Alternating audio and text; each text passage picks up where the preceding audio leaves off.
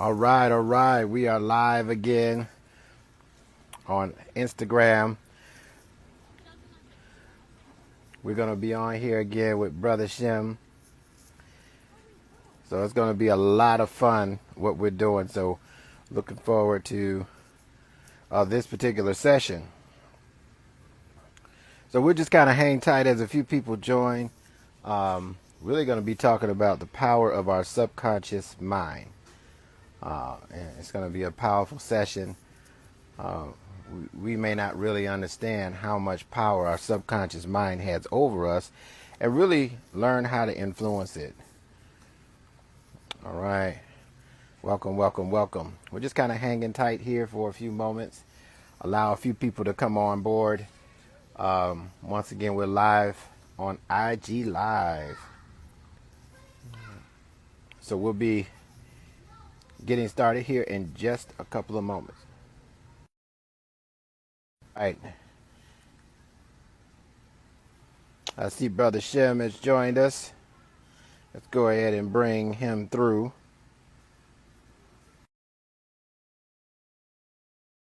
This is definitely one of the sharpest brothers that I know. I love hearing him talk. We get into this mind science, and it's just an amazing conversation. There he is. What's going on, my brother, my brother? Peace, brother. How you doing? It's going extremely well. How you doing? Doing well. Yes, yes. Yeah, we are gearing up to override many of these mind programs.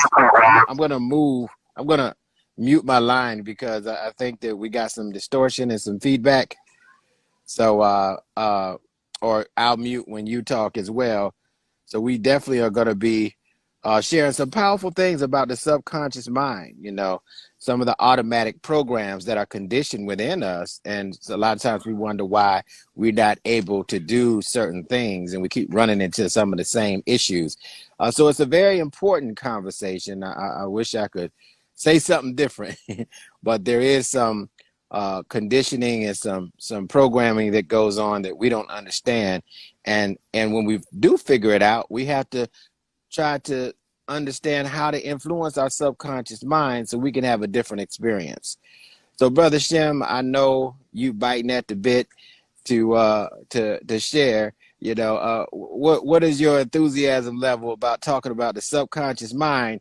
And we're going to tie that in to the hollow mind perceiver on how we can access, first of all, shut down some of these automatic systematic programs and be able to move into our supermental access.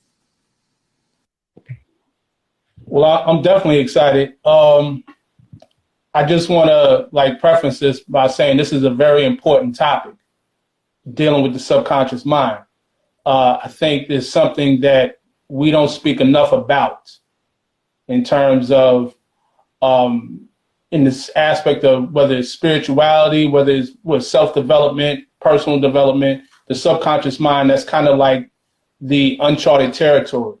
To preference this exactly by what we teach in more science, there's a saying that we deal with called "Go with mind into the land of fleshless things.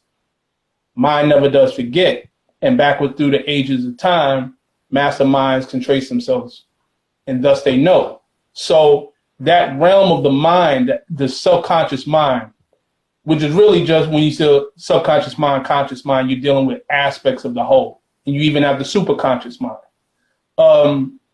That would be the subjective mind, basically. The subconscious mind. The conscious mind would be the objective mind.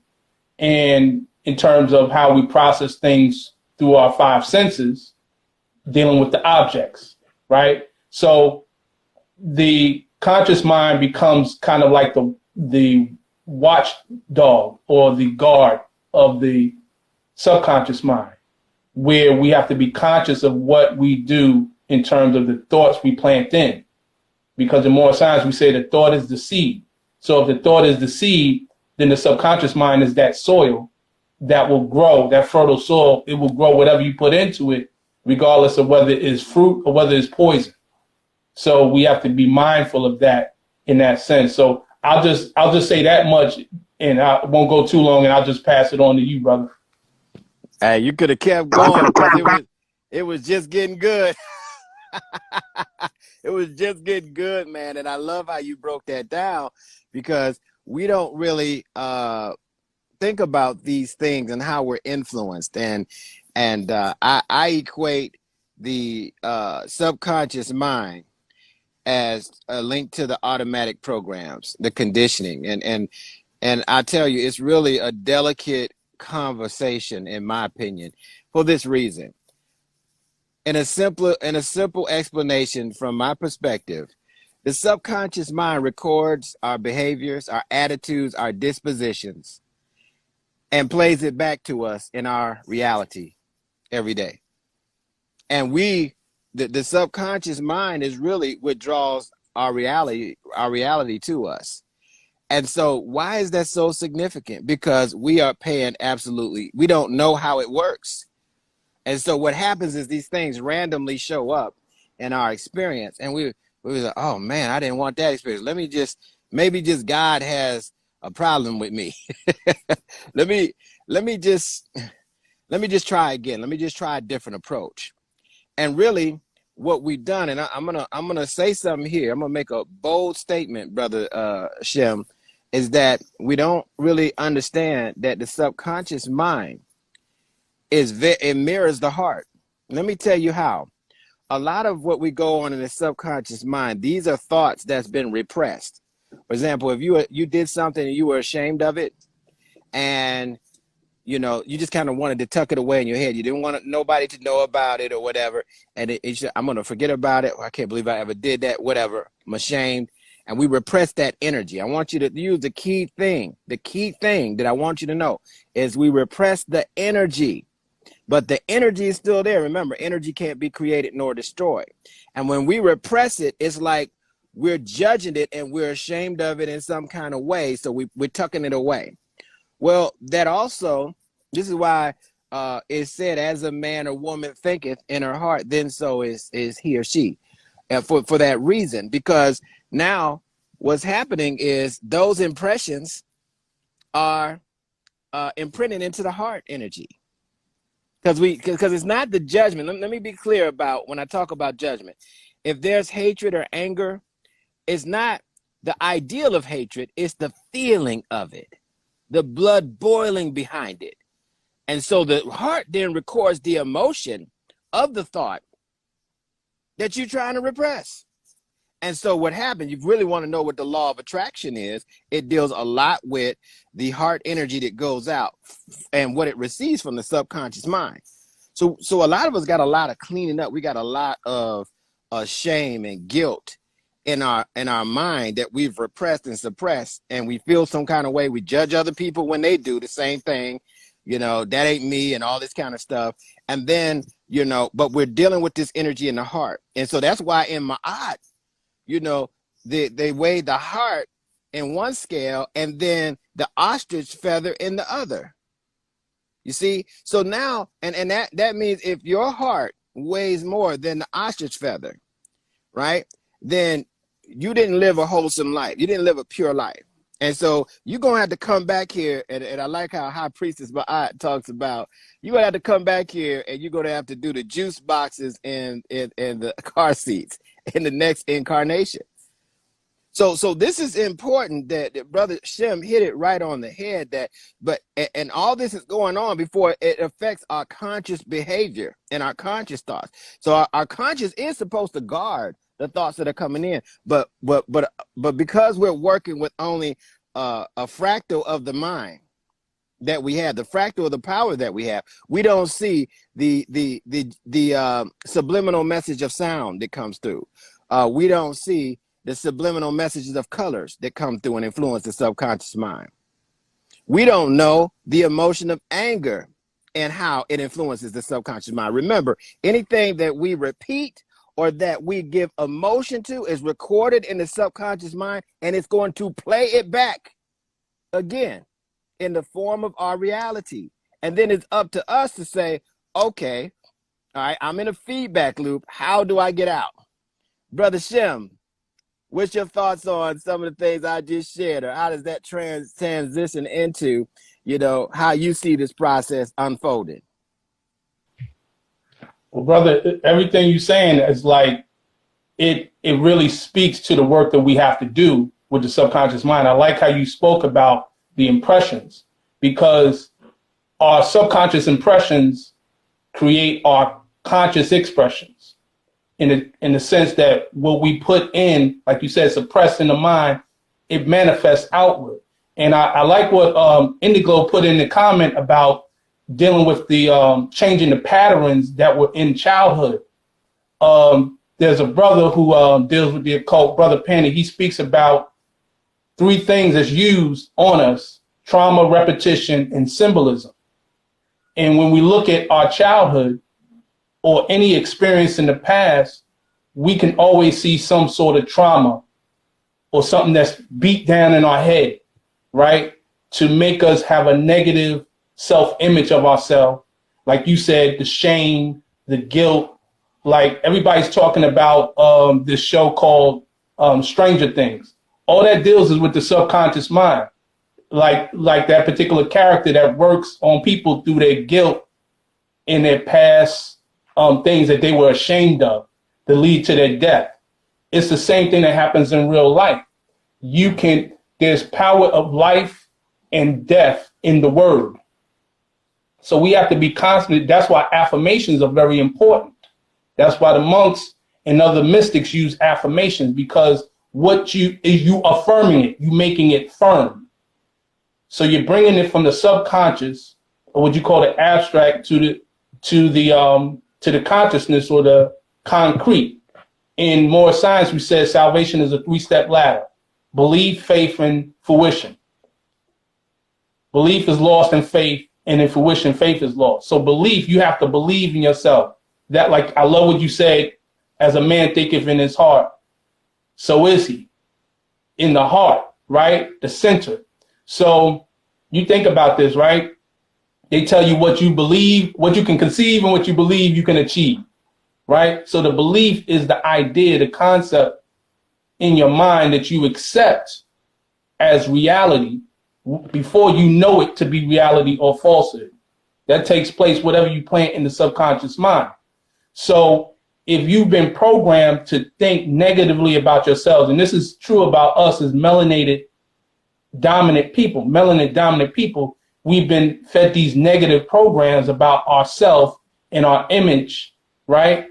Then we manifest that out in the self-hatred towards each other and how we treat what the man and the woman, all that aspect, whether it's killing ourselves, subception to drugs and all these things are manifestations of ideas and concepts that are placed at a very early age. So we have to be responsible for reprogramming, if you will, the subconscious mind to change the paradigm of what we're dealing with. So I think that's just very important to what you said about that aspect. So I'll bring it back to you, brother. Absolutely. Well, I love how you said the impressions create the expressions. And it's so, listen, I love how you laying this out, because a lot of us don't look at this. We don't want to. We just keep tucking things away. We don't, it's not literally tucking, but we keep hiding things in our mind. So this is why, they say, those who, I know you teach more science with those who may have a Christian background. They say in the New Testimony, if you think it, you sin. And they don't really explain sin, missing the mark. They don't explain it as from an esoteric point of view. But if you, first of all, if you are in a position, and we have all these images and that we see, every time we see a melanin dominant person, they're in handcuffs, or they're getting shot, or they're on the run, or something like that. It's not the subconscious mind that we're dealing with too. We're dealing with a collective unconscious, and with the collective unconscious, all the different race variants are seeing that this is how melanin dominant people are treated. And so from that, we get now expressions from them that reinforces the images and deeply embedded into our psyche that this is this is the pressure that we got to work with on a daily basis, because not only is it in the images, it's in the expressions of the race variants. And so this is what creates quite a complex situation for us mentally. Every day we step out of these doors and we go out into the matrix and do what we do. It's very, very, very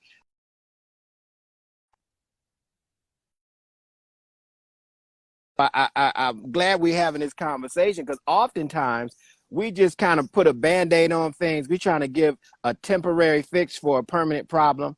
And so I love how you was talking about the affirmations. And this is why those of you that take my classes at the Mimic School of Evolution, I'm big on focus. I'm big on repetition, being the mother of skill and the father of learning. That you have to train your subconscious mind to your current state of consciousness, right? Because you could, in your conscious mind, you could say, I want to stop smoking.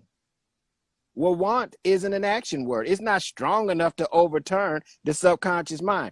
You have to have a willingness to focus until you and have a compelling reason why you don't need to do that anymore. And you need to focus on not being able to do it. And you have to affirm it. You have to repeat, different behaviors to make sure that you don't get back in the habit. Remember, the psychology behind what we do is that we're habitual beings. So once we get you leaning, so people who master manipulating people, right? Once they get you leaning and figure out what your needs are, right? They'll get you, hey, it's okay just to take a drink. Hey, it's okay just to take a drug. Hey, it's okay, to do this sex thing, out of order. Okay. But guess what? Once it get a little bit turns into a lot. And then it creates a desire, right? And once we meet into a desire or an addictive level of something, the emotions and the subconscious has completely directed the subconscious. Your wish is my command. This is exactly what we're going to do, because this is what you want. This is what you give the most emotion to and the most repetition to. And it starts happening automatically. You see? And so we got to reverse that process. And that's what people are having a struggle doing. Even people who are studying, they're taking classes, they're learning different things about their brain, their mind, but they haven't learned how to deal with his subconscious. And that's why, Brother Shem, I would guess that he said this is a very important topic. We should have gobs of people on here, because right now their subconscious minds are in control of their experience. Their subconscious mind is in the driver's seat of their life. And they kind of asking, hey, can you turn left? No, you can't turn left. Remember, you like this stuff, and this is what we're going to do. So the subconscious mind is bullying the situation, because this is when the emotions come through and start ruling the whole process. And so, Brother Shem, I know you got something to add on to that, because this makes us crazy in this society. What do you have to add or to share in reference to how the emotions take over the body, block the spirit, and move forward, move us into a place that we probably really don't want to be? Absolutely. I like what you said about the subconscious is bullying, us, because what the subconscious, when you look at it, it only operates by what is already within that program. In other words, we'll become almost like on autopilot with the subconscious, which we didn't take control of in the beginning. You see what I'm saying? So you're trying to drive a Tesla, but the Tesla is wired wrong. You know what I'm saying? So it's not going to take you where you want to go. But that said, that's why we get back to the affirmations. It's so powerful. You said want, and I think I'm saying this correctly. Want is not affirmative, right? Because if you say, well, I want to quit smoking, or I want to lose weight, you will always be wanting. You will never be there. The subconscious mind doesn't deal with that. The subconscious mind deals in a constant state of the now. That's why the power of I am is so important. That I am affirmation is always important, because I am, like I am that I am. That's God. That's the God state of reality manifesting in itself. And I thought about it. McDonald's is very slick because they made a jingle and they said, ba ba ba ba ba, I'm loving it.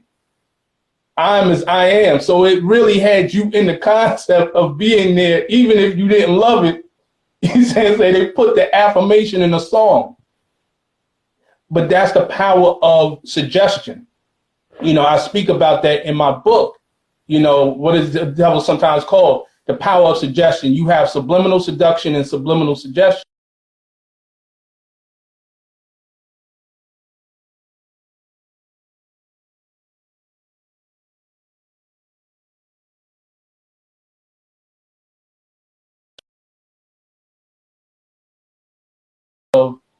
I am grateful. I am well. I am loved.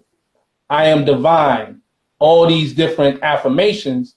Then you get to bring that into reality, into fruition. So that's very key for us as a people to really operate in that dynamic. So we can change, like I said, keep changing the paradigm, because you don't want to be in a space where you're constantly being ran through by the obstacles of life. That's really important in that. And I will also just say this, and then I'll yield. I would say that in more science, we say that heaven is not a place of meets and bounds, it's a state of mind. So we are creators and create our own heaven and hell. So what we're really doing with the power of the subconscious mind is knowing that through the programming or reprogramming of our subconscious mind, we create our own state of what we call heaven here on earth, as opposing to going to the default of hell. That is the result of the programming that's placed on us through, whether it's through media, false education, miseducation, and the like. So I just want to just say that and pass that back to you, brother. It's so powerful what you're saying, and so and the subconscious is so subtle. It's not loud, but it responds to emotion. And I love what you were talking about, suggestion. Some people have read the book Think and Grow Rich, A Black Choice, and Think and Grow by Dennis Kimbro, and Think and Grow Rich by Napoleon Hill. I used to read these books when I was in sales and marketing and things of that nature. And in the auto suggestion, it's just like planting a seed. It's the subliminal messages, and it's crazy because there are things that we totally disregard. We don't think that it has enough firepower to influence us. But then we start having abnormal behavior. And one of the things about it, when we're looking at how do we influence this, how do we change it? Well, I want to show you what happens, because there is I am is God, and we say this, and anything added unto I am is added unto you. It's added unto me. All right. So this is why I was really a great example of someone who influenced their subconscious mind was Muhammad Ali. I mean, he was very vocal and very emotional about the I am. Okay. And everybody thought he was braggadocious. They thought he was cocky and arrogant, but he was using the power of I am to create his reality, to overcome a lot of things in a time that was very difficult for melanated people. And so some of us are going through some difficult situations right now. And so we have to be affirmative in our approach to how we want to command the mind or the subconscious mind to change. And so you hear me talking about, the karmic behavior all the time.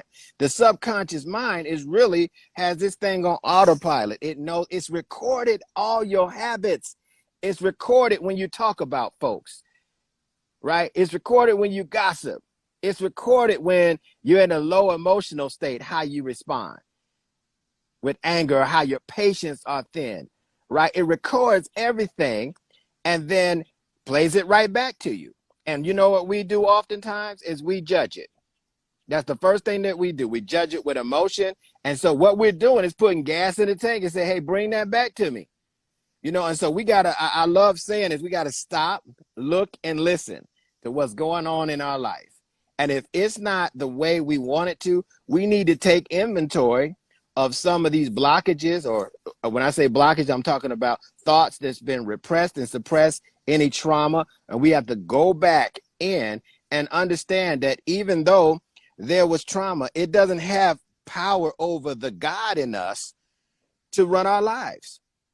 Even if it was, if we're suggesting, and I teach this expansive mind training in the Hollow Mind Perceiver, that our whole mind is the cosmos, that we have access to every dimension. We have access to 100 million years of knowledge that we hadn't remembered in our cerebellum. And you're telling me a 6-year-old memory, and I'm 50 now, is going to dominate my thought process? That's a 1/10 linear mind program that's telling me that. That's a child that's telling me, and that's in charge of my present future right now, that this is how this is going to operate, because we never resolved it within ourselves. And some things are traumatic. I mean, it gets deep. It really does. But if we want to influence our subconscious mind, it's great to start addressing our karmic behavior and our dispositions and our attitudes about different things and different people, because anytime we point the finger at one person, there's 3 pointing back at us. And so anytime I'm about to judge somebody, I say, where did this happen 3 times in my own life, or somebody I knew? Where did I judge it? And so this is how I've been able to get myself free from the blockages, because now the emotion from that experience is no longer prevalent. And so this is disrupting the subconscious program. I want to say this as well, and we'll wrap up here in a minute. In the Hollow Mind Perceiver, in the book of Transcendence, it talks about this. What this does, it creates a false self.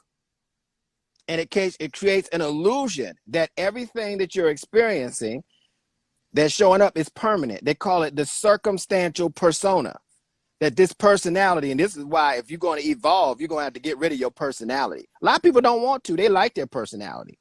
But their personality is a set of programs that and stories that continue to draw certain circumstances into your life. You know that story you tell every time you get around people you just meet, or every time people ask, "Hey, how you doing, man? Listen, I didn't go to medical school." Or, "Hey, I didn't make the NBA or the NFL. I had children and all this kind of stuff." So that kind of followed me, but I met a guy and we got this story. And when we mess up our story, we're in trouble, because now we don't have anything to get excited or talk about. So now we have to create a new experience. It could be a worse or it could be a better experience. Okay. But that circumstantial persona, that false self, that is an illusion that's appearing as if it is the God that is the source of all creation, is the problem. So this is why, family, I talk about self-acceptance, accepting the fact that you are the source and the creator of your experience. Now that's hard to do. If you've been in church your whole life and you think something outside of you is doing it, okay. But that means that you're a victim of circumstance. That means that you have to wait for this energy to say it's okay for you to have this or do that or whatever. But what we need to do is make sure that we're in alignment with our divinity, right? And so once we say we're the source and the creator of our experience, now we can take responsibility and change it. That don't mean it's going to be easy, but now we can change it. And when we start making changes, let me tell you what happens. We become empowered within ourselves. This is what self-empowerment is, that you now have the power over the blockages, the power over your subconscious mind to live the life